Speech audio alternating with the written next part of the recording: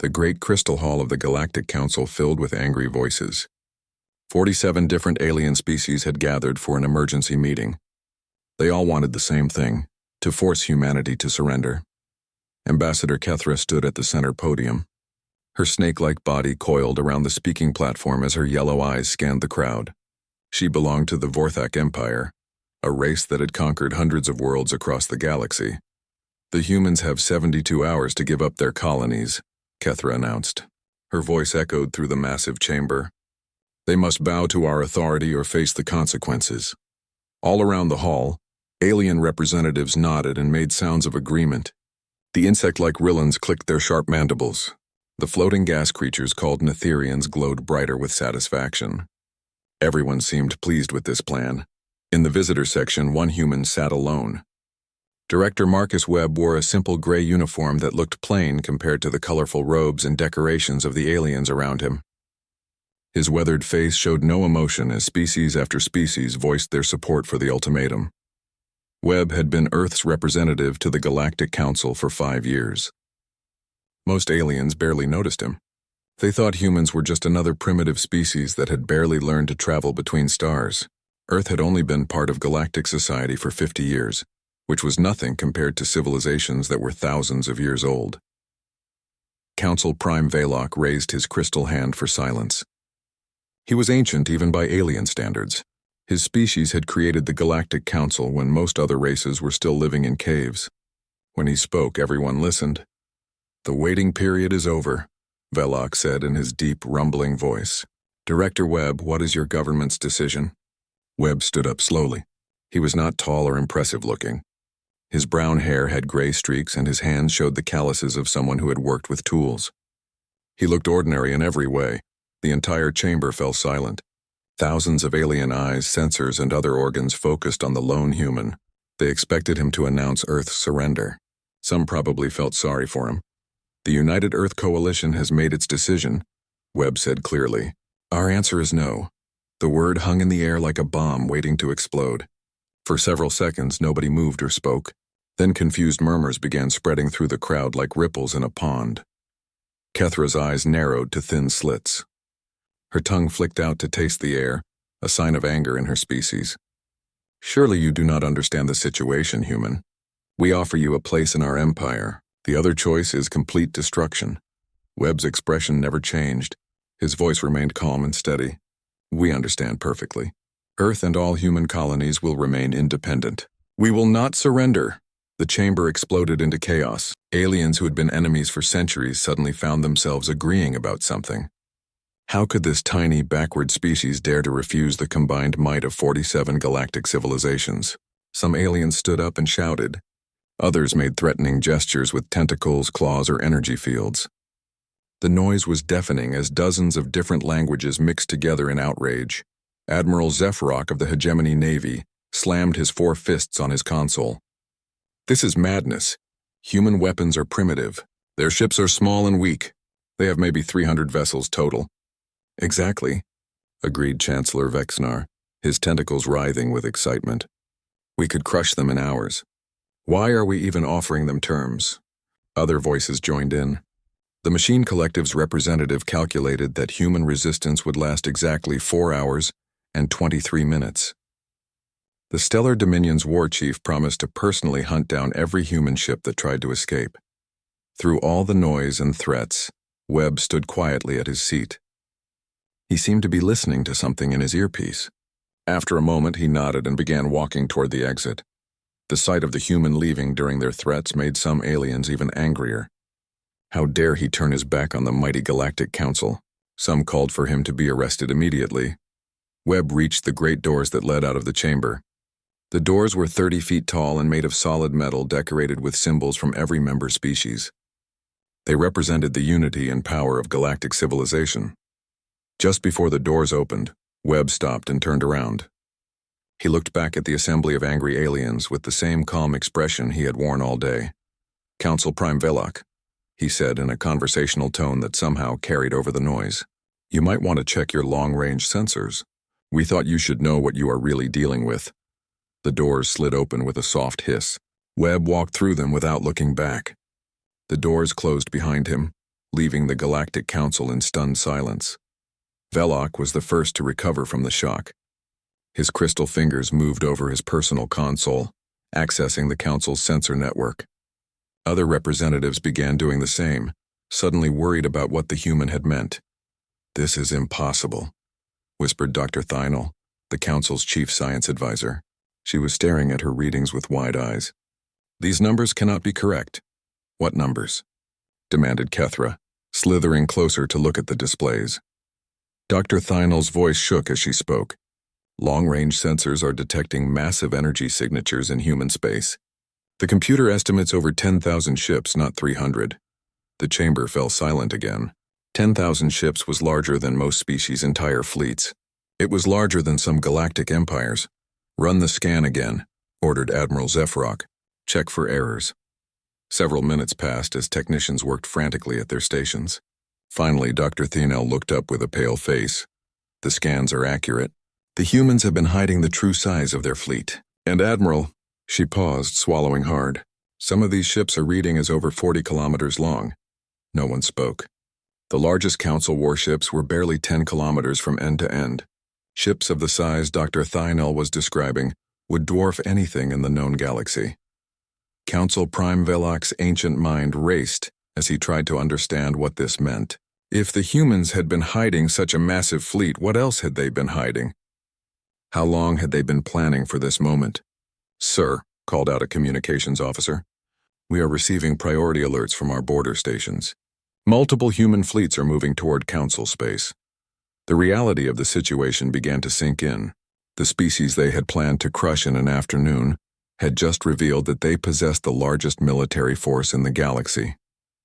The humans they had dismissed as primitive had been preparing for war while pretending to be weak. As alarm bells began ringing throughout the Council complex, Webb's words echoed in everyone's minds. "You might want to know what you are really dealing with." The Galactic Council was about to find out that they had made a terrible mistake. They had threatened the wrong species at the wrong time, and now the humans were coming to teach them exactly why that had been such a bad idea. In the distance, space itself seemed to shimmer as the first human warships dropped out of faster-than-light travel. The age of easy conquest was about to end. Panic in the Galactic Council. Humanity refuses to negotiate deep inside the Council's military command center. Admiral Zefrock stared at his screens in disbelief. What had started as a routine check of human space after Webb's defiant exit had turned into something that made no sense.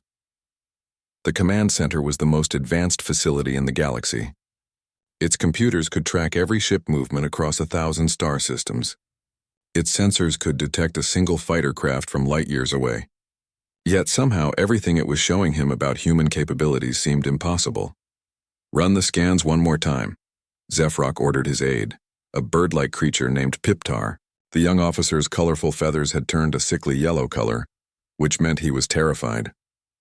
"Sir, we have run the scans 8 times now," Piptar chirped nervously. "The results are always the same. The humans have a fleet that our computers say cannot exist." Zefrock had 4 arms, each ending in powerful claws that could crush steel. Right now, all 4 hands were shaking as he manipulated the holographic controls. The main display showed human space in perfect detail, and what he saw made his blood run cold. Council intelligence had reported that humans controlled maybe 17 colonies, protected by 300 small ships. The sensors now showed over 10,000 vessels spread across human space, but the size of those ships was what truly terrified him. "These measurements have to be wrong," Zefrock growled. "You are telling me the humans have built ships larger than our biggest dreadnoughts? A species that barely understands faster-than-light travel?" "The measurements are correct, Admiral." Everyone in the command center turned toward the new voice. Dr. Nala Hendricks walked into the room with calm confidence. She was an elderly human woman who had worked for the Council for 30 years as their expert on alien technology. Dr. Hendricks was one of the few humans that Council members actually respected. She had helped them understand technologies from dozens of different species. Her knowledge had prevented several wars and solved countless technical problems. "Dr. Hendricks," Zefrock said carefully, "perhaps you can explain how your people have apparently broken the laws of physics." Nala walked to the main display and touched the controls with steady hands. The image zoomed in on one of the massive human ships floating in space. What they saw defied everything they thought they knew about building spacecraft. The ship was enormous beyond belief. It looked like someone had taken a small city and launched it into space. Weapons covered every surface. Armor plating was so thick it could probably survive the explosion of a small star. "You are looking at the UES Defiance," Nala said quietly. "She is the flagship of the Terra Defense Fleet. Length, 47 kilometers. Width, 18 kilometers. Mass, 4.7 billion tons." The silence in the room was so complete that they could hear the hum of the air recycling systems. Even the largest council ships rarely exceeded 10 kilometers in length. This human vessel was nearly 5 times bigger than anything they had ever built. "How is this possible?" whispered Piptar. Nala's face showed no emotion as she answered. "We took a different approach to space warfare than the rest of the galaxy. While you focused on making elegant ships that used energy efficiently, we focused on one simple goal: building ships that could survive anything the universe threw at us." Admiral Zephrok felt a cold weight settling in his stomach. "How long have these ships existed?" "The first prototype was completed 87 years ago," Nala replied calmly. "We have been building them ever since." The implications hit everyone in the room like a physical blow. While the galaxy had assumed humanity was struggling with basic space technology, they had been secretly constructing the largest military fleet in known history. "There is more," Nala continued, and her voice took on an almost apologetic tone. "The Council has classified human space as containing 17 colonies.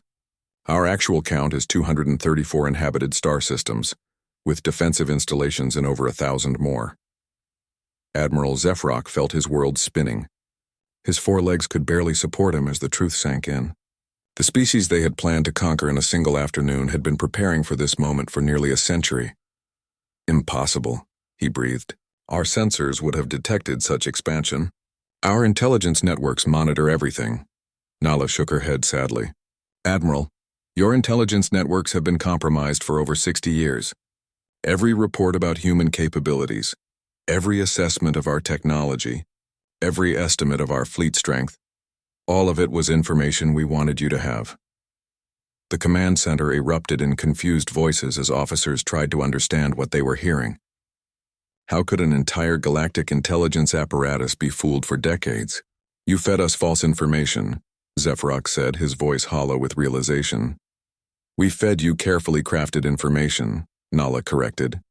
"Every human who worked in council facilities, every student who attended your academies, every diplomat who visited your worlds, they were all gathering intelligence while making sure you saw exactly what we wanted you to see."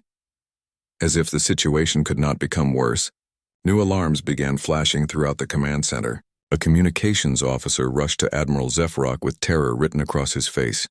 "Sir, long-range sensors are detecting massive energy signatures at the edge of council space. Something big is moving toward us." Admiral Zephrok looked at the tactical displays with growing horror. Dozens of enormous energy signatures were appearing on sensors all along the border between human and council space. The human fleet was no longer hiding. "How many ships?" he asked, though he dreaded the answer. "We count at least 3,000 vessels in the first wave, sir, but they are so large that our computers are having trouble getting accurate numbers." Dr. Hendricks walked to another console and began entering commands. "Admiral, I am uploading the actual specifications of our fleet to your computers. I think you should know what you are really facing." The main display changed to show detailed information about human ships, weapons, and defensive capabilities. What Admiral Zephrok saw made him understand that everything he thought he knew about warfare was obsolete. Human ships did not just carry bigger guns or thicker armor. They used technologies that the Council had never seen before. Weapons that could bend space itself. Shields that existed in multiple dimensions. Engines that could move mountains. "We call it motivated engineering," Nala explained as the officers stared at the impossible data. "When your species believes the universe is actively trying to kill you, you develop very effective ways to kill it back." A new alarm sounded, and the tactical officer's voice cracked with fear. "Admiral, the human ships are moving faster than our sensors can track.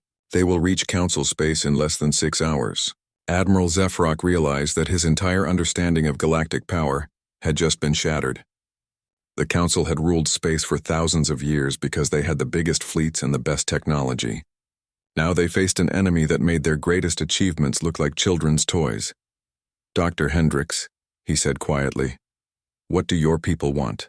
Nala's expression was unreadable as she answered, "We want to survive, Admiral, and we have learned that sometimes survival requires making sure that potential threats understand the consequences of their actions." As the human fleet approached Council space with weapons that could reshape reality itself, Admiral Zefrock understood that the balance of power in the galaxy had not just shifted. It had been completely destroyed and rebuilt with humanity at the center. The age of Council dominance was ending. The age of human supremacy had begun, and they were about to demonstrate exactly why challenging them had been the worst mistake the galaxy had ever made. Panic in the Galactic Council.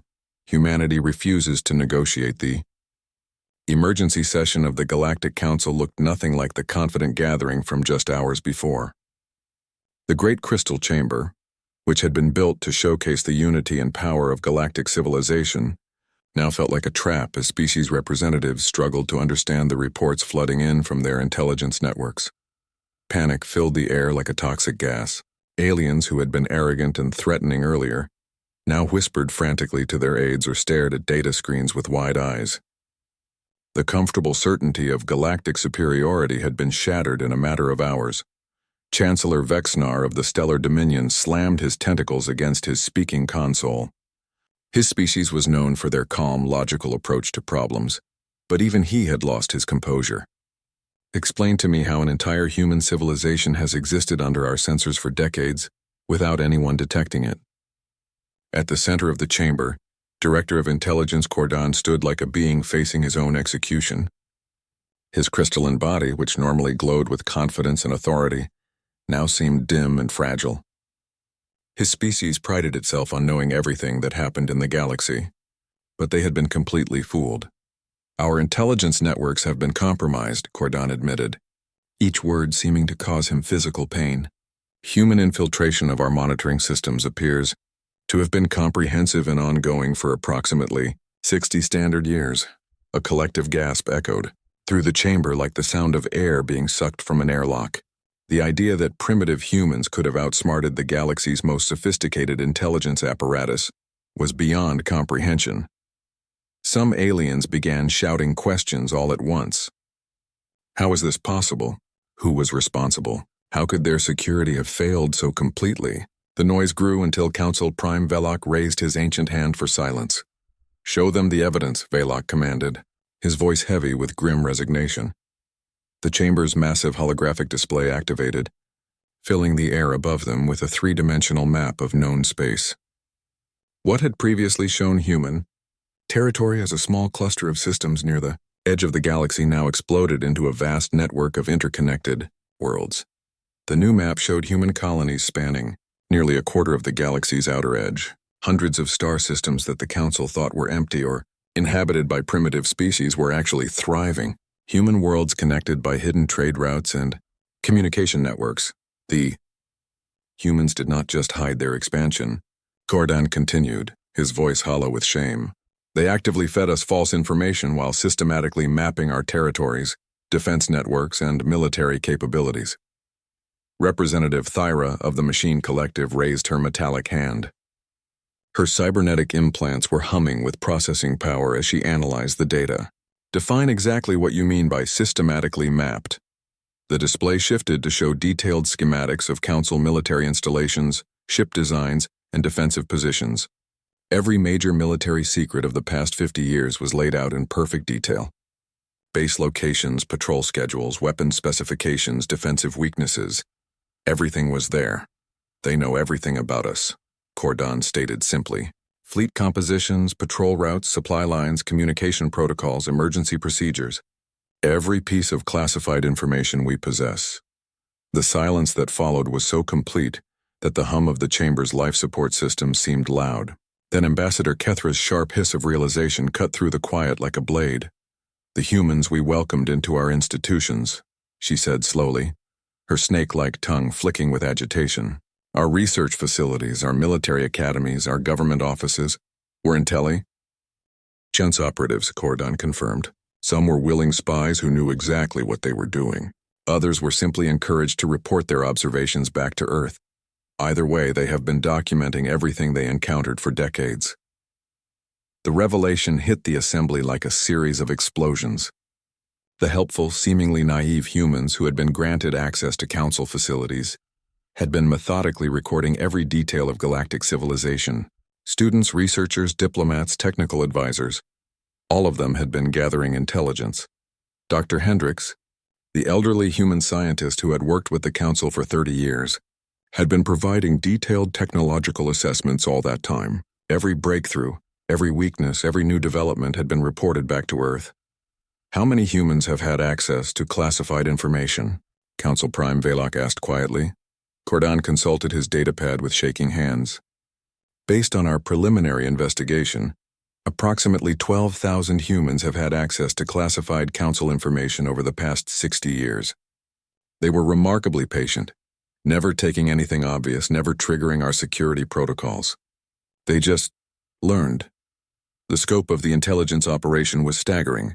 For 6 decades, humans had been quietly infiltrating every aspect of galactic society, while pretending to be a minor backward species. They had played the role of grateful newcomers while systematically studying their hosts. They made us feel superior, whispered Chancellor Vexnar, the realization dawning on him. We thought we were teaching them, but they were studying us like laboratory specimens. As if the situation could not become more dire, urgent alerts began flashing throughout the chamber. A communications officer rushed to the central podium, his movements betraying barely controlled terror. Council Prime, the officer announced, his voice cracking with stress. We are receiving a transmission from the human fleet. They are requesting permission to address the assembly. The chamber fell into absolute silence. After a long moment, Velok nodded grimly. There was no point in refusing. The humans clearly held all the advantages now. The display flickered and changed, showing them something that made their worst fears seem mild.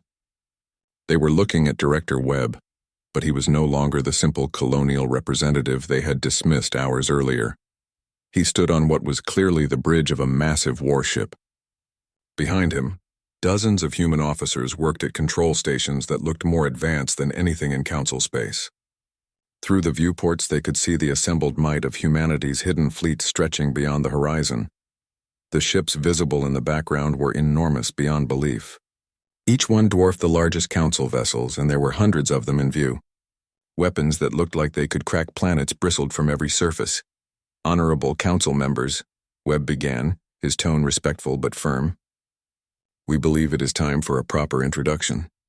I am Director Marcus Webb, speaking to you from the flagship of the Terra Defense Fleet. The contrast was jarring.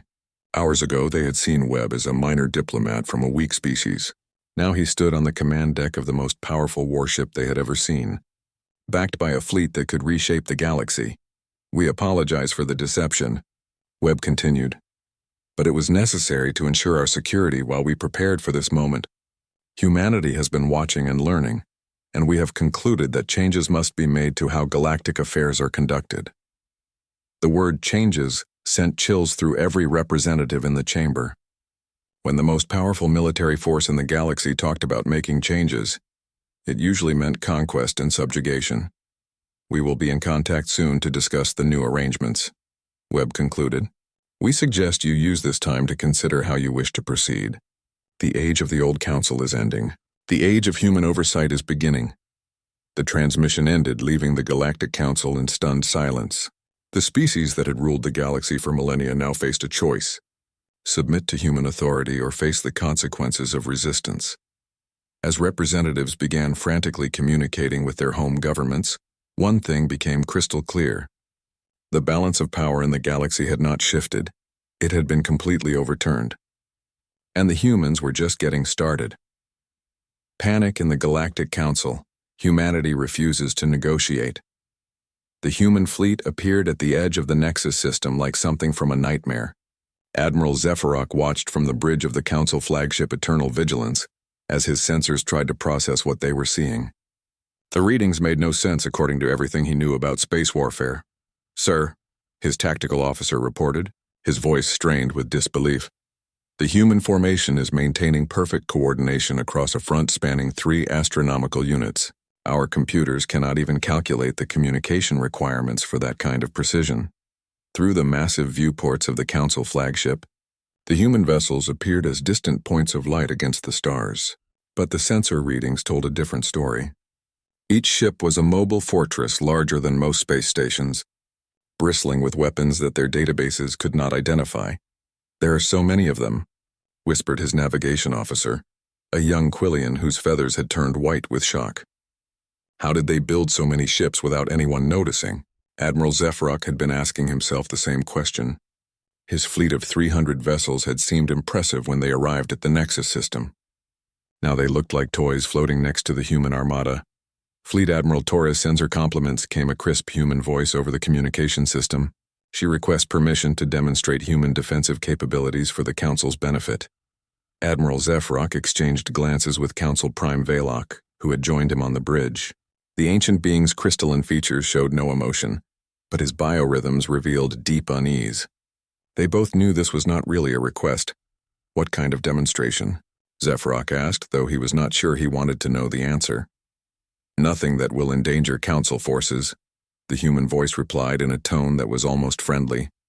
"We have prepared a suitable target to showcase our capabilities." On the tactical display, a new contact appeared. The sensors identified it as an asteroid roughly the size of a small moon. Human ships were moving it into position with tractor beams that seemed impossibly powerful. For reference, the human voice continued conversationally. "This asteroid has approximately the same mass as your Titan-class Dreadnought Supreme Authority. We have reinforced it with standard Council defensive armor and shielding technology." Admiral Zephrok felt his blood turn to ice. The Supreme Authority was the most heavily protected vessel in the Council fleet. Its defenses were considered impregnable by every military expert in the galaxy. If the humans were using it as a baseline for their demonstration, what exactly were they planning to show? "Beginning demonstration now," the voice announced calmly. What happened next destroyed every assumption about space warfare that the Council had ever held. The human flagship, the enormous vessel called Defiance, began to glow with an energy signature unlike anything in their databases. The light did not come from any visible weapons ports or energy projectors. Instead, the entire ship seemed to bend space around itself. "Energy readings are completely off our scales," his tactical officer reported, his mandibles clicking with nervous terror. "Whatever they are charging is drawing power equivalent to our entire fleet's combined output." The glow around the Defiance intensified, and space itself began to distort. Reality seemed to ripple and bend like water around the massive human ship. The laws of physics appeared to be negotiable in the vicinity of whatever weapon they were preparing to fire. Then the Defiance fired. The weapon was not visible in any traditional sense. There was no beam of energy, no projectile, no explosion. Space simply changed around the target asteroid. For a brief moment that seemed to last forever, the reinforced asteroid existed in a bubble where the normal rules of reality did not apply. When the distortion cleared, the asteroid was gone. Not destroyed, not vaporized, not blown apart. It had been completely removed from existence, as if it had never been there at all. Even the debris field that should have remained was absent. "That demonstration," the human voice said calmly, "represented our defensive systems operating at approximately 12% of maximum capacity. Our offensive capabilities are considerably more impressive." The bridge of the eternal vigilance had fallen into absolute silence. Every officer stared at their instruments in disbelief. They had just witnessed technology that was centuries, possibly millennia, beyond anything in the Council's arsenal. Admiral Zephrok's 4 hands shook as he gripped his command chair. His species had conquered dozens of worlds using conventional weapons and tactics. What he had just seen was not warfare. It was the application of godlike power. How is this possible? Council Prime Belloc asked, speaking for the first time since the demonstration began. His ancient voice carried a weight of fear that Zephrok had never heard before. "We call it motivated engineering," came the reply from the human fleet. "When your species believes the universe is actively trying to kill you, you develop some very effective ways to kill it back. Humanity has had a lot of practice dealing with hostile environments." A new voice joined the communication channel, this one belonging to Fleet Admiral Torres herself. Her tone was professional but carried an underlying authority that made it clear she was accustomed to being obeyed. Council Prime Velok. Admiral Zephrok, we believe this concludes the demonstration phase of our negotiations. We are prepared to discuss terms for the reorganization of galactic governance. Terms? Admiral Zephrok managed to ask, his voice barely above a whisper. For restructuring galactic civilization, Torres replied matter-of-factly. The current power structure has proven inadequate for the challenges that lie ahead. Humanity is prepared to assume responsibility for galactic defense and administration. But this will require some adjustments to how things are currently managed. The implications of her words hit the council representatives like a physical blow. The humans were not just demonstrating their military superiority, they were announcing a complete takeover of galactic civilization. You cannot simply impose your will on 47 sovereign species, Council Prime Velok protested, though his voice lacked conviction. With respect, Council Prime, sovereignty is a luxury that species enjoy only when they possess the power to enforce it, Torres replied. The recent demonstration should make it clear that the balance of power has shifted significantly. Admiral Zephrok looked at his tactical displays and realized the horrible truth. Every council ship in the Nexus system was completely outmatched by even a single human vessel. If the humans decided to use force, the council fleet would be annihilated before they could fire a shot. What are your terms? He asked, the words tasting like defeat in his mouth. Integration, Torres answered simply. Human military protection and administrative oversight, in exchange for the unique capabilities that each species brings to galactic civilization. Your industrial capacity, scientific knowledge, and cultural contributions will be valued and preserved under human guidance. The word integration was a polite way of saying conquest and occupation. But given the alternative, it was beginning to sound reasonable. And if we refuse? Asked Velok, though they all knew the answer. Torres's response was delivered in the same calm, professional tone. Then you are welcome to face the coming threats alone. Long-range sensors have detected entities approaching from beyond the galactic rim that make our current political disputes seem trivial. We estimate 18 months before first contact. This was new information that sent fresh waves of panic through the council representatives. If there were external threats approaching, and the humans were the only ones with weapons capable of dealing with them, then resistance was not just futile, it was suicidal. We will need time to consider your proposal, Velok said finally. Of course, Torres replied. You have 72 hours to make your decision. After that, we will proceed with galactic reorganization, with or without council cooperation. As the human fleet maintained its position at the edge of the system, Admiral Zephrok realized that the age of council dominance was over. The species that had planned to subjugate humanity had instead discovered their new masters, and those masters possessed the power to reshape reality itself. Panic in the Galactic Council. Humanity refuses to negotiate Exer. Months after the demonstration at the Nexus system, the galaxy looked the same but felt completely different. The grand chamber of the Galactic Council appeared unchanged, with its crystal walls and floating platforms, but the power structure within it had been turned upside down. Ambassador Rita Kane stood at the central podium, reviewing the day's business with calm efficiency.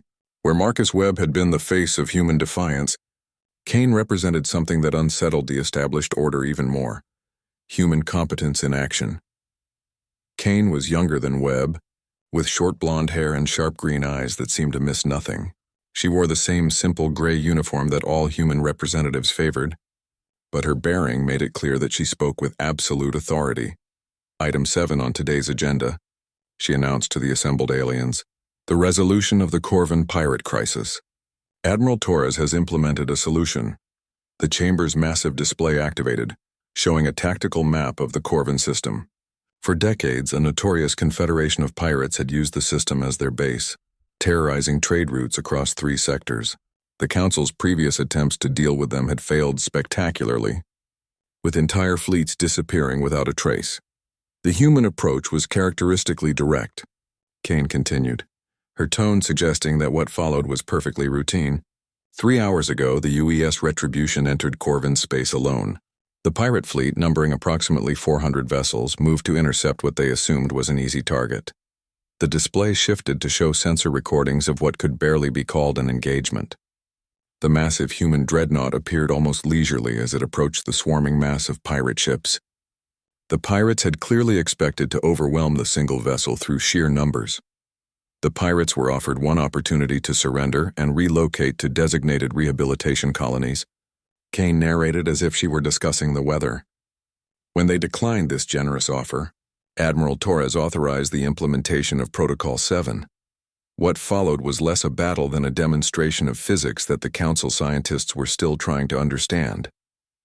The human vessel did not fire conventional weapons. Instead, space around the entire pirate fleet began to compress and distort. Within 30 seconds, 400 pirate ships had been crushed into a sphere, roughly the size of a cargo container. The sphere pulsed with energy that made nearby space ripple like water. The compressed matter was then expelled toward the system's primary star for disposal, Kane concluded. The remaining pirate installations on the planetary surfaces surrendered immediately. The Corvan trade routes have been declared secure and are now under human protection. Throughout the chamber, representatives sat in stunned silence. This was the new reality they lived in. Problems that had plagued the galaxy for centuries were being solved by humans in a matter of hours, using methods that defied comprehension. Council Prime Velok, who had grown noticeably more fragile in recent months, raised his crystalline hand with obvious effort. Ambassador Kane, while the Council appreciates human efficiency in resolving this long-standing crisis, there are concerns about the proportionality of the response. Kane's expression remained diplomatic but firm, like a teacher explaining something to a slow student. Council Prime, with respect, proportionality is a luxury that civilizations can afford only when they are not facing existential threats from multiple directions. She gestured, and the display changed to show something that made every alien in the chamber lean forward with alarm. It was a star chart of dark space beyond the galactic rim, marked with energy signatures that pulsed like a slow heartbeat. Long-range sensors have detected movement in the void beyond our galaxy, Kane continued. We estimate 18 months before first contact with entities that make the Corvan pirates look like a minor shipping dispute. This was information that most of the Assembly had not heard before. Admiral Zephrok, who now served as the Council's liaison with human military forces, leaned forward in his seat. What kind of entities are we discussing? He asked, though his tone suggested he dreaded the answer. Kane's expression became grimmer. The kind that consume solar systems for sustenance. Our deep space monitoring network has tracked them devouring 17 star systems in the Andromeda galaxy over the past century. They appear to be heading in our direction. The chamber erupted in concerned chatter as representatives struggled to process this information. The idea of creatures that could eat entire star systems was beyond their ability to comprehend. Kane waited for the noise to die down before continuing. Humanity has been preparing for this scenario for the past 80 years. Our fleet expansion, our technology development, our intelligence-gathering operations, everything was designed for this moment. The implications of her words hit the Assembly like a series of hammer blows. Humanity had not been hiding from the Council out of fear or weakness.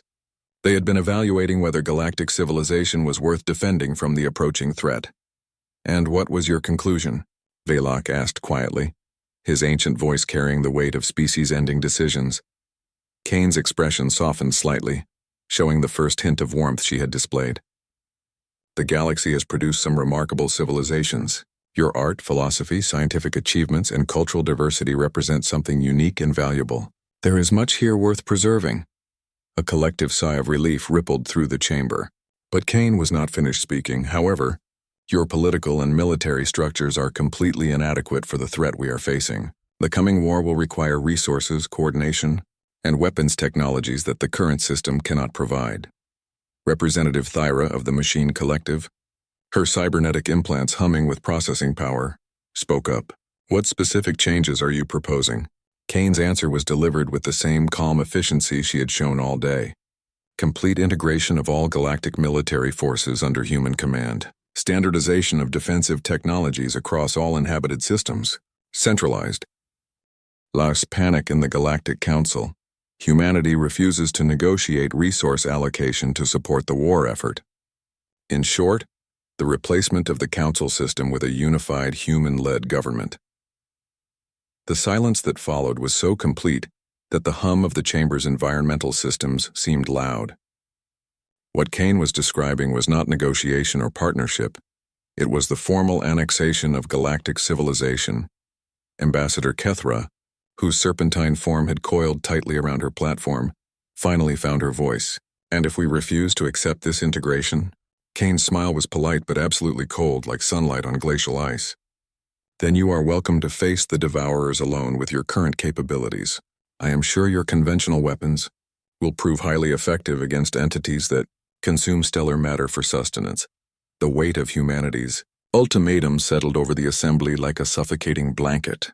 They could submit to human rule, or they could face extinction at the hands of cosmic predators that ate stars. The choice is yours, Kane continued, her voice returning to its professional tone. But I should mention that preliminary defensive preparations have already begun. Human fleets are moving to establish protective perimeters around all inhabited systems. Construction of planetary defense installations will commence within the week. Admiral Zefrock realized that this was not really a choice at all. The humans were going to implement their plans regardless of council approval. The only question was whether the existing governments would cooperate or be replaced. How much time do we have to decide? Velok asked, his voice showing his exhaustion. The transition will begin immediately, Kane replied. Your cooperation will make the process smoother for everyone involved, but it is not strictly necessary. Humanity learned long ago that survival sometimes requires making difficult decisions without waiting for consensus. As the session ended and representatives began filing out to contact their home governments, Admiral Zefrock reflected on how completely the galaxy had changed. 6 months ago, they had been the rulers of space. Now they were subjects of a human empire that possessed weapons capable of rewriting reality. But as he looked at the star charts showing the approaching threat from beyond the rim, he realized that humanity might be their only hope for survival. The age of the Galactic Council was ending, but perhaps something better was beginning. The humans had not conquered them out of greed or ambition. They had taken control because they were the only ones capable of protecting what remained of galactic civilization. And in the darkness between galaxies, ancient hungers stirred, completely unaware that their next meal had learned to bite back.